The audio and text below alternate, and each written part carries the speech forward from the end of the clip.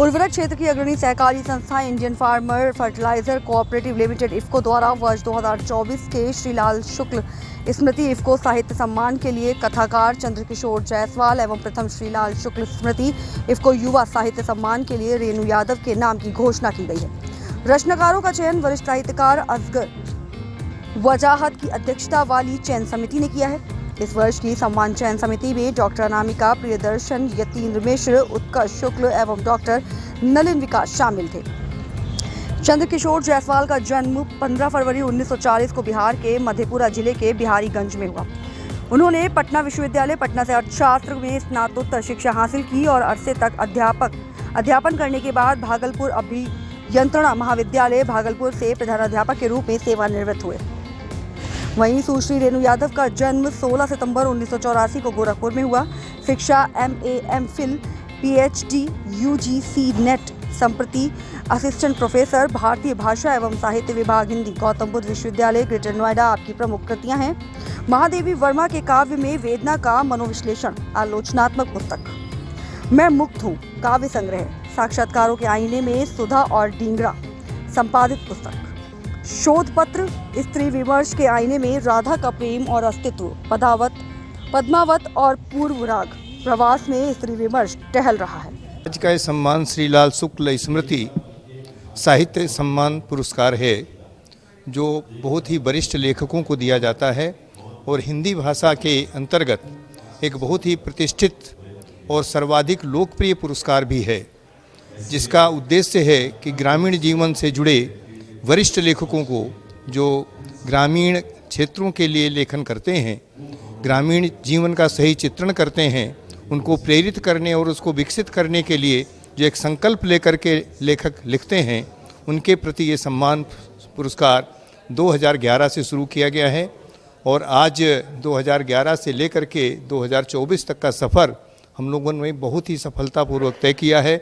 इसमें विभिन्न बहुत ही प्रतिष्ठित साहित्यकारों को पुरस्कृत किया जा चुका है। इसमें कुछ बड़े नाम शेखर जोशी, विद्यासागर नोटियाल, मधु कांकरिया आदि हैं। इन वरिष्ठ पुरस्कारों को सम्मान की कड़ी में आज ये पुरस्कार हम लोग दे रहे हैं चंद्रकिशोर जायसवाल को, जिन्होंने ग्रामीण जीवन का सजीव चित्रण ही नहीं किया है बल्कि उसमें कस्बाई जीवन को भी सम्मिलित किया है। और उस तरीके से एक दूसरा पुरस्कार हम लोगों ने शुरू किया, वो युवाओं के लिए था।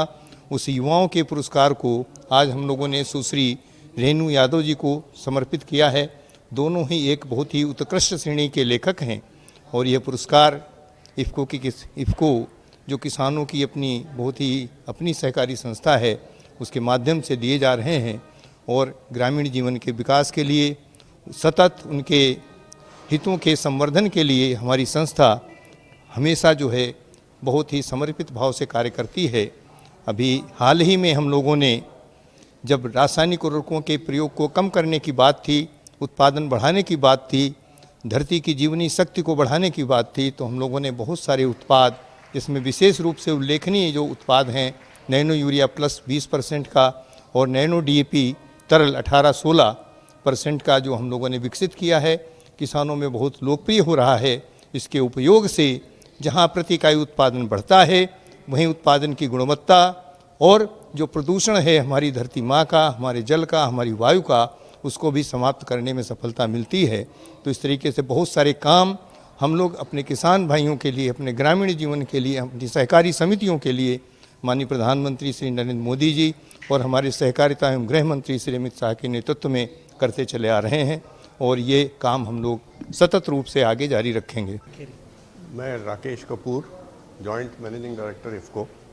सर, पूरा जो कार्यक्रम हुआ, एक तो इफ्को की पूरी कवायद जो है साहित्य, खासतौर पे जो कृषि लेखक, आप उस पर सर क्या बोलना चाहेंगे? और इस साल युवाओं को भी शामिल किया गया है। ये 14वां वो श्रीलाल शुक्ल स्मृति इफ्को साहित्य अवार्ड है।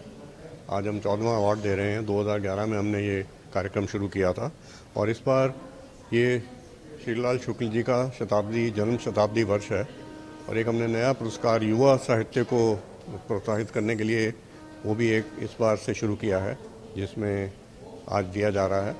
तो ये एक उर्वरक संस्था होते हुए कोऑपरेटिव संस्था, हम साहित्य को, हिंदी साहित्य को बढ़ावा देने के लिए लगातार इसमें पिछले देख रहे हैं आप 14 वर्षों से काम कर रहे हैं और इससे एक इंडिपेंडेंट एक चयन समिति बनती है जो साहित्यों को उनको पूरा देख रेख के बाद ये उसमें से जो प्रोत्साहन के लिए जो अवार्ड के लिए सेलेक्ट किए जाते हैं उनको फिर हम ये एक सालाना एक प्रोग्राम करते हैं जिसके अंदर हम उनका अभिनंदन करते हैं और उनको ये अवार्ड दिया जाता है।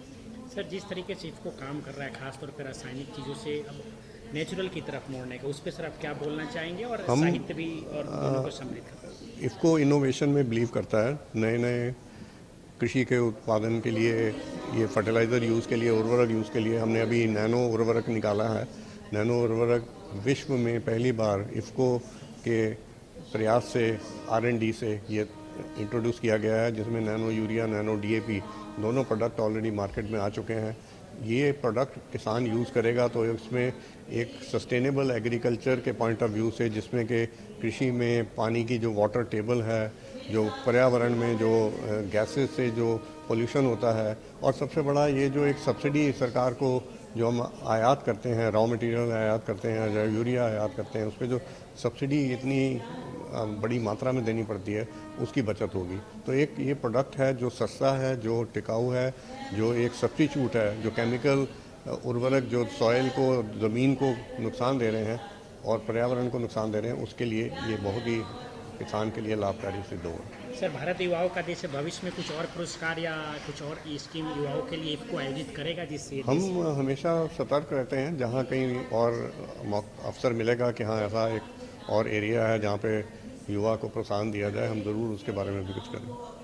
मुझे इस सम्मान से मेरी मानसिक स्थिति में कोई फर्क नहीं है, लेकिन कुछ फायदे तो हुए ही हैं कि जिन लोगों को पता नहीं था मेरे बारे में, क्योंकि मैं जब उपन्यास लिखता हूँ तो कहानियों से अलग हो जाता हूँ और कहानियाँ पत्रिकाओं में छपती हैं तो पाठक पढ़ते हैं तो जानते हैं, तो उन लोगों को ये खबर लग गई होगी कि हाँ जायसवाल जी भी एक लेखक हैं। दूसरी बात ये भी है कि जो मेरे पाठक जिनको तकलीफ़ थी कि मेरी चर्चा नहीं हो रही है, अब उनको ये खुशी हो रही होगी कि हाँ चर्चा हो गई। तीसरी बात ये है, जहाँ तक पैसा का सवाल है, पैसा तो मिलता ही है, और अगर मैं झूठ बोल दूँ इससे मेरे को कोई फ़र्क नहीं पड़ा है तो गलत होगा, क्योंकि पैसे का युग है, पैसे की ज़रूरत है, और लगता है कि अब यह सुविधा है कि ज़रूरत पड़ने पर मैं 11 लाख तक का इलाज करवा सकता हूँ। और नए पाठक बन रहे हैं, जुड़ रहे हैं, बहुत बड़ा सम्मान है ये, और इसकी गूंज बहुत दूर तक जाती है, तो मैं आभार प्रकट करता हूँ। मैंने अभी वक्तव्य दिया है कि दिल्ली साहित्यिक प्रतिभाओं का वध स्थल है। जो बड़े बड़े मठाधीश रहते हैं वो नई प्रतिभाओं का अपने हक में उपयोग करते हैं, उनसे प्रतिभाशालियों को कोई फर्क नहीं पड़ता। मैं उनको यही राय दूंगा कि वो क्लासिक्स पढ़ें, वर्ल्ड क्लासिक्स पढ़ें, और यह मान कर चलें कि उनके पास जो प्रतिभा है वो किसी समीक्षक की प्रतिभा से बेहतर है। ये बिल्कुल मानिए। हम लोग के यहाँ खासकर जो ग्रामीण मानसिकता वाले लोग हैं वो डरे हुए रहते हैं, शहर से डर जाते हैं, शहर के बड़े बड़े नारों से डर जाते हैं, जो उनकी अपनी प्रतिभा है उसको भी वो प्रकाशित नहीं कर पाते हैं। तो वहाँ बेधड़क पकड़ के वो सीधे सीधे क्लासिक्स पढ़ के सीखें और वहीं से वो अच्छी सीख पाएंगे और वो अपने आप उनकी प्रतिभा और भी निखरती जाए। ये युवा सम्मान सभी युवाओं के लिए भी प्रेरणा है। मैं गांव से हूँ और गांव से जिस तरह से संघर्ष करके शहर तक की दूरी मैंने नापी है, वह सभी कुछ युवाओं के लिए भी और मेरे लिए स्वयं भी आगे प्रोत्साहित करने वाला है कि मैं आगे कुछ बेहतर रचना कर सकूं। और युवाओं के लिए भी ये प्रेरणा का समय है कि वे कुछ बेहतर रच सकें और सिर्फ शहर के मध्यम वर्गीय का नहीं बल्कि हाशिए पर खड़े हुए समाज को सामने ले आने का प्रयास करें। रचनाएं अपने जीवन के अनुभव का आधार होती हैं। भले यथार्थ पर कहानी का प्लॉट बनता हो लेकिन कल्पनाओं की दुनिया में विस्तार पाती हैं। ये कहानियाँ जैसे कि खुखड़ी कहानी है, इसमें मेरी दादी कहीं ना कहीं शामिल हैं। जब उनके पास बड़े घर में होते हुए भी उनके पास पैसे नहीं थे और मरते समय उन्होंने घर की औरतों को पैसे बांट दिए। वो समझ सकती थी कि बड़े घर होने से स्त्रियों की स्थिति भी बड़ी नहीं हो जाती है, औरतें भी धनी नहीं होती हैं।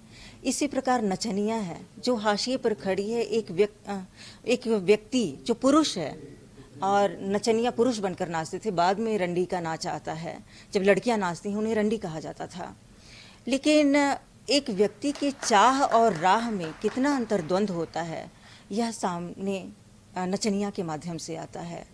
इसी तरह से अमरपाली कहानी है जो हाशिए पर खड़ी एक लड़की पिता और पुत्र दोनों के प्रेम का भागीदार बनती है। तो ये कहानियाँ अपने गांव परिवेश के स्थितियों को संबोधित